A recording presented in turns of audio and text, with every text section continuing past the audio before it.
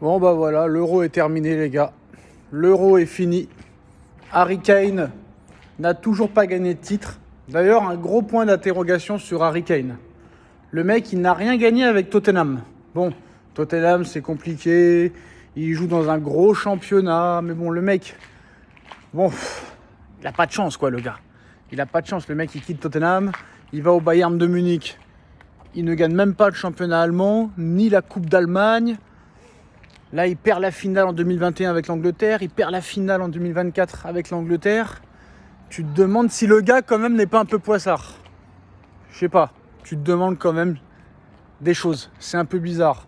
Bon, je vais pas commencer à être complotiste. Mais le Harry Kane, c'est un peu genre Dimitri Payet, quoi. Harry Kane, Harry Kane, Harry Kane. Bon. On va parler de cette finale de l'Euro. Bon bah, le meilleur a gagné. Hein. On va pas se mentir. Le meilleur a gagné. La meilleure sélection a gagné. Il y avait les meilleurs joueurs sur le terrain. Après, à 1-0, je pensais pas que l'Angleterre allait revenir au score. Hein. Je dis la vérité. J'avoue que le coaching de Southgate, il n'a pas été exceptionnel. Mais cette idée de faire rentrer Cole Palmer et 2 minutes plus tard, le mec il marque sur une passe de Bellingham. Bon bah voilà. Mais le problème avec l'Espagne, c'est que dès qu'ils mènent 1-0, eux, ils arrêtent de jouer. C'est ça le problème. Même contre la France. Hein. Contre la France, à 2-1, ils ont complètement arrêté de jouer, les mecs. Ils étaient à l'arrêt, au ralenti. Ils marchaient, les mecs. Et c'est dommage que l'Espagne se contente toujours du minimum syndical. Avant, l'Espagne, en 2008, 2010, 2012, ça gagnait des 4-0, des 4-0, des 3-0, des 2-0. Mais là, maintenant, on mène d'un but et on gère. On mène d'un but et on gère. Malheureusement, c'est le nouveau football qui va partir aux oubliettes bientôt. L'Espagne mérite de gagner amplement. C'est l'équipe qui a le mieux joué. C'est la sélection qui a procuré le plus de jeux. Mais c'est pas non plus du jeu exceptionnel de folie. De folie, voilà. Comparé à l'Espagne de 2008, 2010, 2012, cette Espagne est plus faible qu'en 2008, 2010, 2012. Et elle a quand même gagné l'Euro. Mais là, je peux vous dire la vérité, les postos. Le foot est en train de s'éteindre et va disparaître petit à petit si bien sûr la FIFA ne change pas les règles du football. Il va falloir changer les règles, et très clairement, parce que là il n'y a plus de dribbleurs. Oh, ils peuvent pas fermer leur gueule tous, j'en peux plus, je te jure, j'en peux plus de tous ces alcooliques là qui profitent des vacances. Bref, on va se calmer un petit peu. Sacha est brut de pomme. Bref les enfants, le Ballon d'Or 2024. Qui aura le Ballon d'Or 2024 ? Rodri, qui a gagné la Première Ligue, qui a gagné beaucoup de trophées, l'Euro, la Première Ligue, je crois qu'il a gagné une coupe avec Manchester City, non, il a été battu en finale contre United. T'as Carvajal qui a tout gagné, Carvajal qui a gagné la Super Coupe d'Espagne, la Liga, la Ligue des Champions et l'Euro. Moi, en tout cas, Rodri m'a impressionné. Carvajal très très fort, mais on sait très bien que c'est très rare, à part Modric et Cannavaro, c'est très rare qu'on donne le ballon d'or à un défenseur ou à un milieu de terrain. Donc on va pas se mentir, on va arrêter de faire les ignorants et de croire aux contes de fées. Ni Carvajal, ni Rodri, malheureusement, auront le ballon d'or. Moi j'aurais aimé que ce soit eux, mais ils ne l'auront pas. Ça va se jouer entre Jude Bellingham et Vinicius Junior. Lamine Yamal, il sera dans le top 5, ça c'est sûr et certain. Gagner l'Euro à 17 ans, c'est tout à fait incroyable.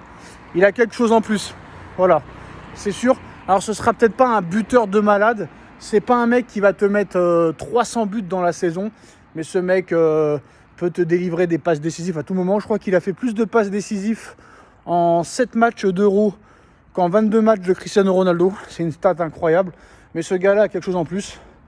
Ça va être un passeur hors pair. C'est peut-être pas un mec qui va te mettre 200 buts dans la saison, mais je pense qu'au niveau des passes millimétrées, tout ça, ça va être incroyable. Et ça sera peut-être le talent de demain, très clairement. Maintenant, Jude Bellingham ou Vinicius ?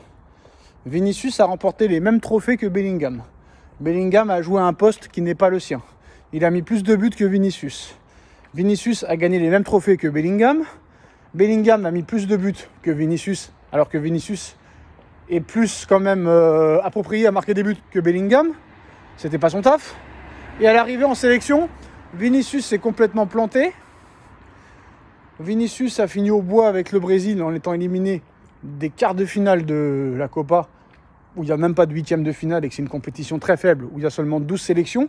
Et lui, Jude Bellingham, il va en finale de l'Euro, il te met un retourné acrobatique exceptionnel en huitième. Ce soir, il est encore passeur décisif. Il est éliminé en finale de l'Euro. Il a battu les Pays-Bas en demi. Il a battu la Suisse en quart. On va pas se mentir, au niveau des titres, au niveau des performances, c'est Bellingham qui va être Ballon d'Or, c'est sûr et certain. Alors on va me dire peut-être que Rodri le mérite, c'est possible. Carvajal le mérite, c'est possible. Foden le mérite, c'est possible. Mais là, on va pas se mentir, au niveau des trophées, des performances, il a été décisif quand même Bellingham ce soir, malgré que l'Angleterre perd. Voilà, franchement, Bellingham, ce serait honnête qu'il l'ait. Parce que malheureusement, on ne met pas les défenseurs et les milieux de terrain Ballon d'Or, très rarement. Donc s'il y a un choix à faire entre Vinicius et Bellingham, moi j'aimerais que Vinicius l'ait. Avec tout ce qu'il a subi, le racisme, tout ça, Vinicius, c'est vraiment un gars bien, qui a mouillé le maillot, qui mouille le maillot, déjà 2 Ligues des Champions. Vinicius mérite le Ballon d'Or, mais si tu vois vraiment les performances, club, sélection, but, passe décisif et tout, pour moi, Bellingham mérite le Ballon d'Or. Voilà, on va pas se mentir. Finale de l'Euro, c'est un plus, alors que quart de finale de Copa América, ça vaut rien. Franchement, ça vaut rien. La Copa América, ça vaut rien du tout, frère. Il y a 12 sélections. Il n'y a même pas de huitième de finale. Alors qu'à l'Euro, il y a un huitième. Il y a 24 équipes. Non, c'est pas possible. Non. Malheureusement, on ne pourra pas donner le Ballon d'Or à Vinicius, même s'il gagne la Super Coupe d'Europe, même s'il gagne la Coupe du Monde des clubs. Si Vinicius gagne la Super Coupe d'Europe et la Coupe du Monde des clubs, ça voudra dire aussi que Bellingham les a gagnés, vu que il joue dans la même équipe. À moins que Vinicius s'en aille à Manchester United ou au Paris Saint-Germain cet été.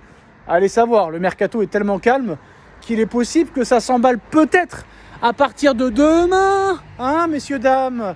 Vu que maintenant DAZN et beIN Sport vont acheter la Ligue 1 et qu'il faudra débourser 50 € par mois. 50 € par mois, les enfants, pour regarder la Ligue 1. C'est exceptionnel, c'est magnifique, c'est irresponsable surtout et honteux. Bref, voilà. Moi, celui qui m'a le plus impressionné pendant cet Euro, c'est Lamine Yamal, parce que faire ça à 16 ans, bon d'accord, maintenant il en a 17. Faites les beaux en commentaire et dire il a 17, il a 17, il a 17, il a 17, tu te trompes, remets-toi en question. Non, Yamal, c'est... Yamal, il leur a fait très mal. Il a fait la misère au Mbappé. Cet Euro, je pense qu'on a vu aussi la fin de Mbappé. Je pense qu'il ne reviendra pas. Voilà, je pense qu'il ne reviendra pas. Je pense que c'est terminé pour lui. On me dit Pintus. Alors je dis pas que ça fera comme Hazard. Je dis pas que ça va faire un flop comme Hazard. Mais on sera pas loin du flop. Ça veut dire que je pense quand même que le Mbappus, il va marquer des buts contre Retafe, contre Levante, contre Eibar et tout ça et compagnie. Mais dès que ça va arriver les matchs contre le Barça, contre l'Atlético Madrid et les très gros matchs de Ligue des Champions, je pense qu'il va bégayer le gars, puis voilà quoi.